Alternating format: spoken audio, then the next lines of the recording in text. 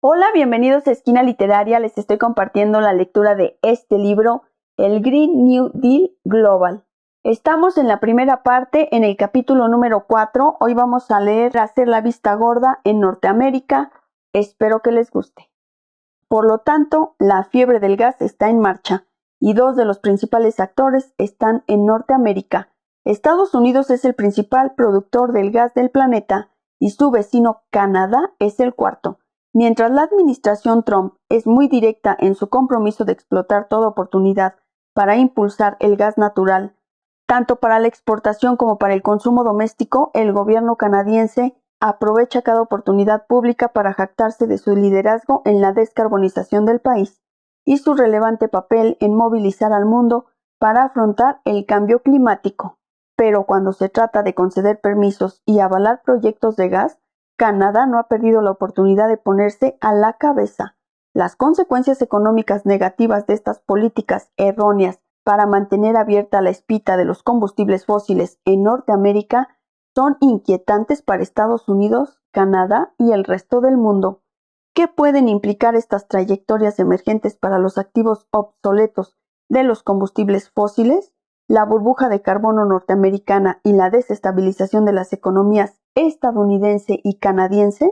Centrándonos en Estados Unidos, el Rocky Mountain Institute, que ha asesorado al Departamento de Defensa y al Departamento de Energía de la Nación, así como a otros gobiernos en el resto del mundo, publicó un informe extenso y detallado en 2018 con el título de Economics of Clean Energy Portfolios, la economía de los expedientes de energía limpia, cómo los recursos energéticos renovables y distribuidos son más competitivos y pueden congelar la inversión en producción de gas natural. El informe concluye que la ya frenética fiebre del gas natural en el sistema eléctrico de Estados Unidos puede congelar $1 billón en costes hasta 2030. Para empezar, la red energética de Estados Unidos, en su tiempo, la envidia de todo el mundo, está deteriorándose. Más de la mitad de las centrales de energía térmica de más de 30 años dejarán de estar activas para 2030. El actual precio bajo del gas natural doméstico ha estimulado una gran inversión en una nueva generación de centrales eléctricas alimentadas por gas natural, que se espera que alcance los $110,000 millones en 2025. Para 2030, la industria eléctrica tendrá que invertir más de $500,000 millones para sustituir todas las viejas centrales cuyo retiro está programado. Esto costará $480,000 millones adicionales en combustible para operar estas centrales eléctricas, de un total aproximado de $1 billón hasta 2030. Esto en una época en la que las energías solar y eólica son competitivas respecto al gas natural y en pocos años serán más baratas con un coste marginal cercano a cero y cero emisiones. El precio que hay que pagar es desmesurado y sombrío. Lastrará a la industria eléctrica y energética de Estados Unidos no solo con un potencial $1 billón en activos obsoletos, sino también con 5,000 millones de toneladas de emisiones CO2 para 2030 y casi 16,000 millones de toneladas para 2050. El RMI realizó un estudio comparativo de dos centrales eléctricas de turbina de gas de ciclo combinado y dos centrales eléctricas de turbina de combustión planificada, listas para operar en hora punta, en relación con fuentes optimizadas de energía renovable y distribuida específicamente regionales y capaces de ofrecer servicios similares. El estudio descubrió que en los 4 casos, un expediente optimizado de energía limpia es más rentable y entraña menores riesgos que las centrales de gas propuestas. Las implicaciones son asombrosas.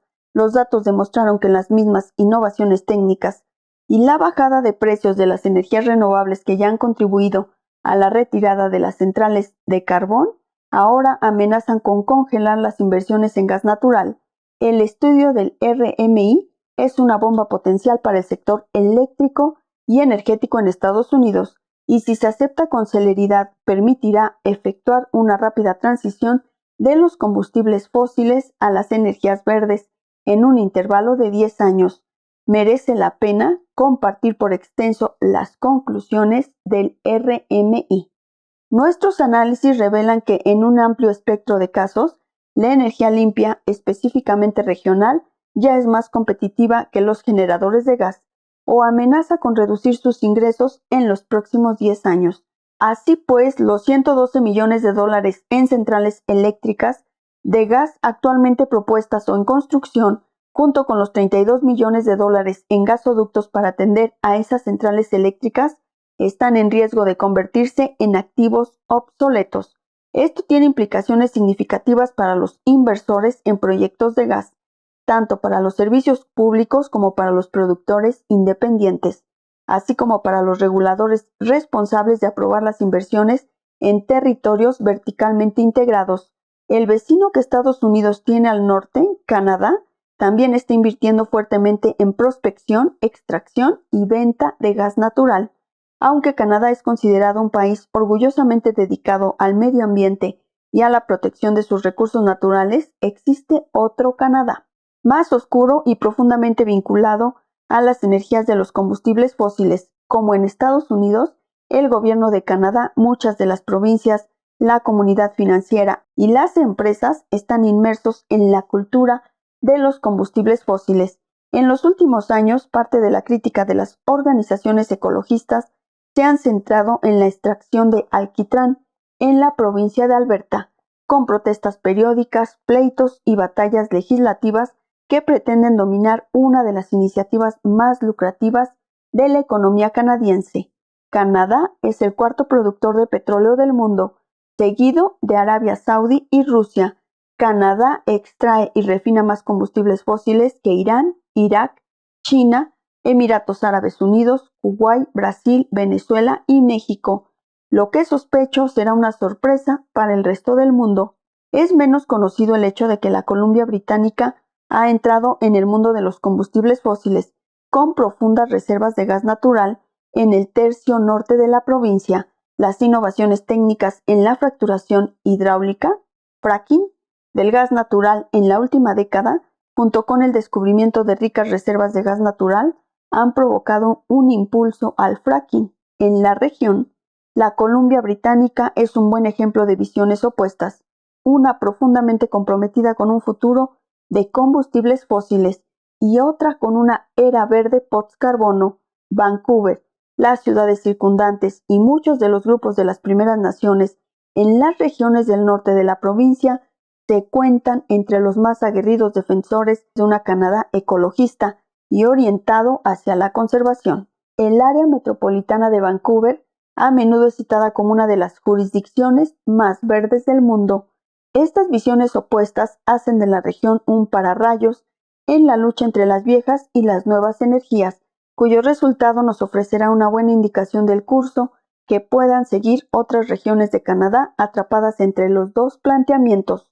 El 2 de octubre de 2018, Canadá exhibió el músculo de los combustibles fósiles de forma muy notoria. El primer ministro Justin Trudeau se unió al líder de la Columbia Británica, John Horgan, y a representantes de LNG Canadá, un consorcio de empresas de gas y petróleo dirigidas por Royal Dutch Shell y que incluyen a Mitsubishi Corporation, Petroleum National, BHD, de propiedad malaya, PetroChina y Korea Gas Corporation, para anunciar la construcción de un gasoducto de gas natural licuado.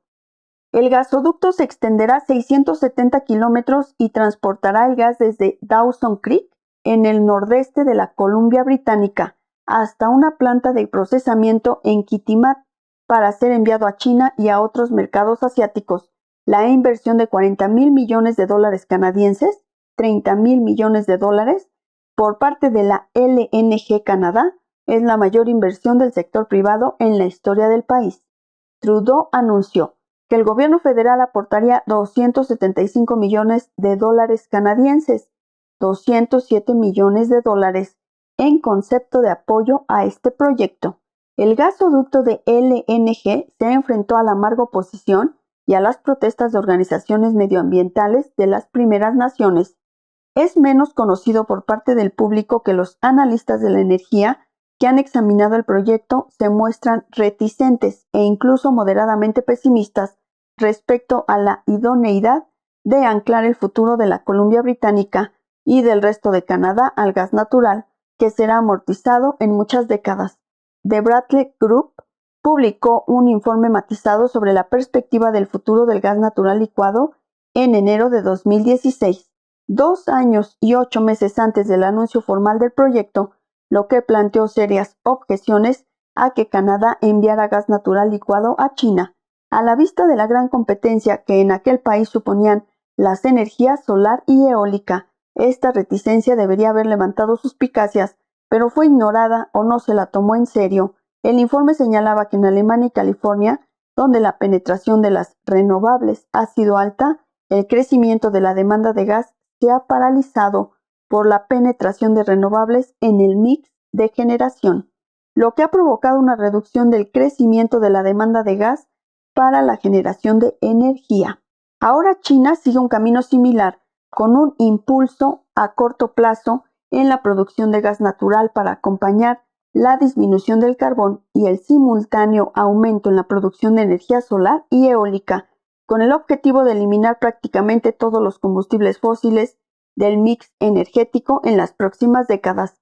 Como en la experiencia de la Unión Europea, mucho dependerá del momento en el que la caída en los costes de las energías renovables fuerce un cambio parecido en el mercado energético chino, lo que dejará atrás miles de millones en activos obsoletos de gas natural para crear una infraestructura de energía verde en todo el país.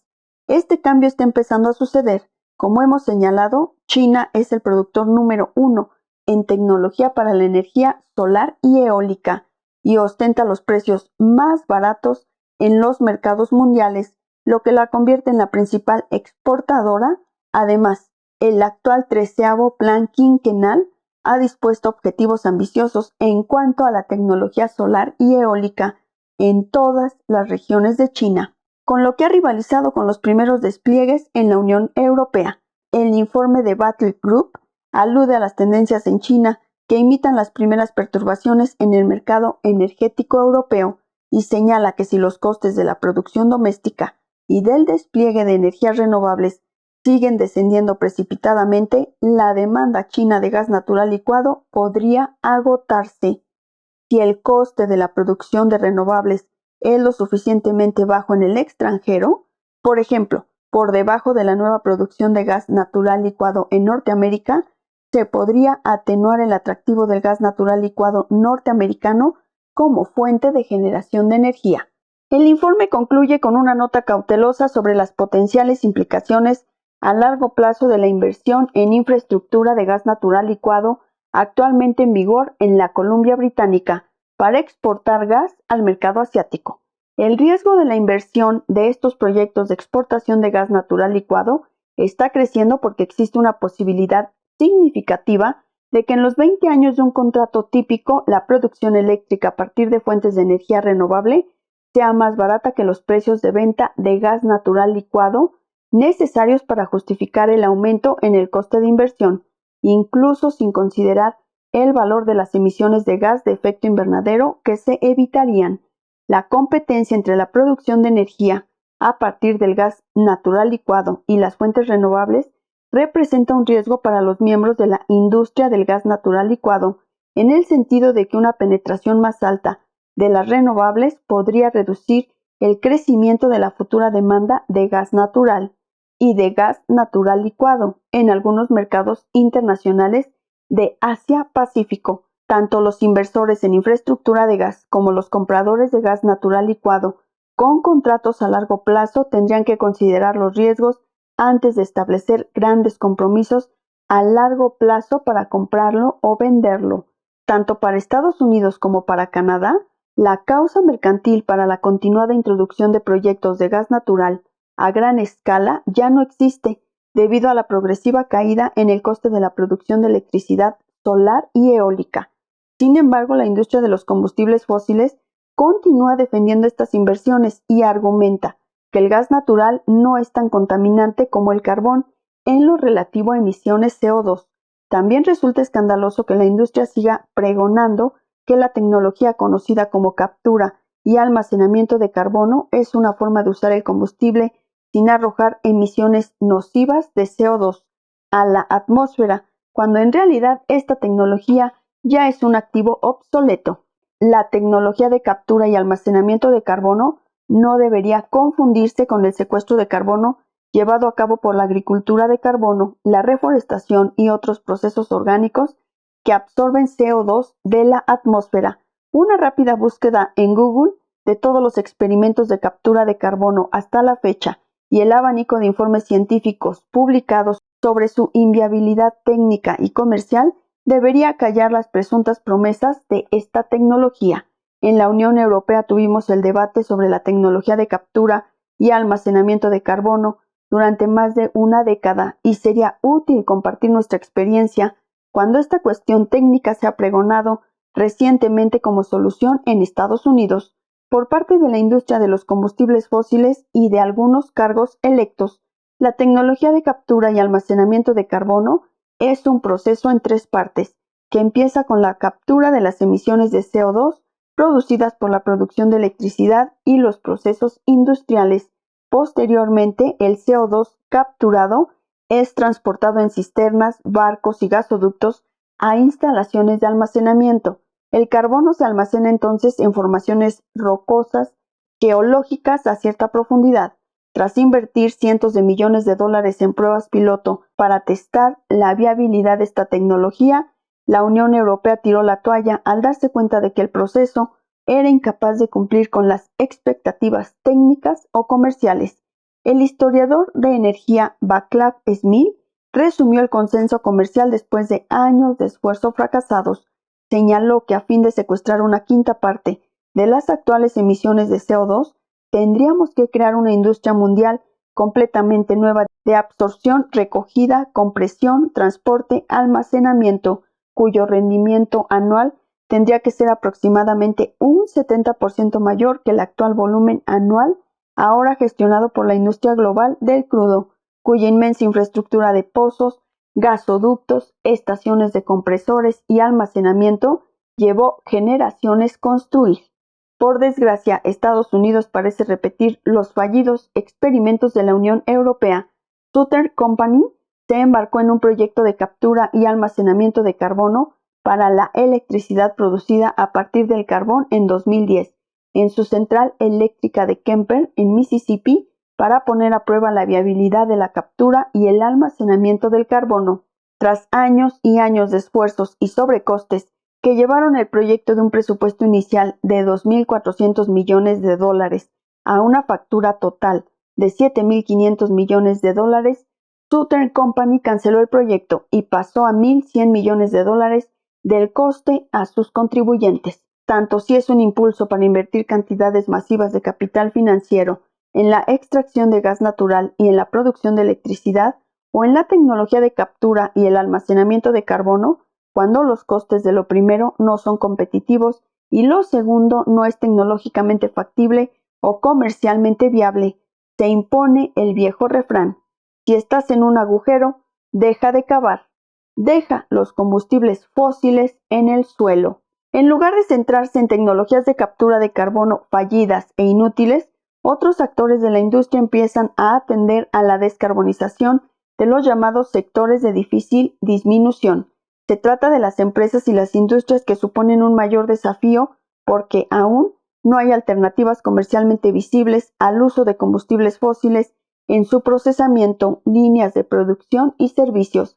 Buena parte de la reducción del CO2 en estas industrias vendrá de la vinculación de sus empresas e infraestructuras inteligentes propias de la tercera revolución industrial, que les permitirán impulsar su producción con energía renovable y gestionar su transporte y logística con vehículos eléctricos de corto recorrido, alimentados por electricidad verde, y transporte de largo recorrido propulsado por pilas de combustible de hidrógeno en carreteras, ferrocarriles y vías fluviales. La gestión de algoritmos y Big Data en las cadenas de suministro y las operaciones logísticas también aumentarán las eficiencias agregadas de estas empresas en procesos empresariales progresivamente circulares. En lo que atañe al envasado de plástico, el acero, el cemento, el conjunto de materiales relacionados con la construcción y la aviación, también será necesario encontrar sustitutos biológicos basados en fibras. Recientemente, algunas de las empresas químicas líderes han empezado a unirse a empresas genéticas y biológicas en un acelerado esfuerzo de I+D, diseñado para encontrar productos y procesamientos biológicos alternativos más baratos. Como ocurre en otras compañías, los líderes de la industria química están interesados en reducir las emisiones de CO2 para ralentizar el cambio climático y están cada vez más preocupadas por la perspectiva de crecimiento de los activos obsoletos. Productos de estas iniciativas en I+D están empezando a llegar al mercado. Por ejemplo, aerolíneas como United, Qantas y KLM ya incluyen un uso parcial de combustibles de base biológica en sus aviones, pero esto requerirá una I+D más intensiva que impulse la transición plena hacia un transporte aéreo con energía rentable de base biológica. Los materiales de base biológica están reemplazando a los productos petroquímicos en áreas clave como en la producción de bioplásticos, piensos biológicos, biosurfactantes y biolubricantes. Hay un vasto mercado potencial para sustituir los petroquímicos por materiales de base biológica en una gran variedad de productos y procesos como ropa, película, filtros, bebidas, aperitivos, detergentes domésticos, limpiadores industriales, lubricantes industriales y de automoción, etc. DowDuPont Inc., la segunda mayor empresa química del mundo, se cuenta entre los líderes en investigación de procesos y líneas de productos difíciles de descarbonizar.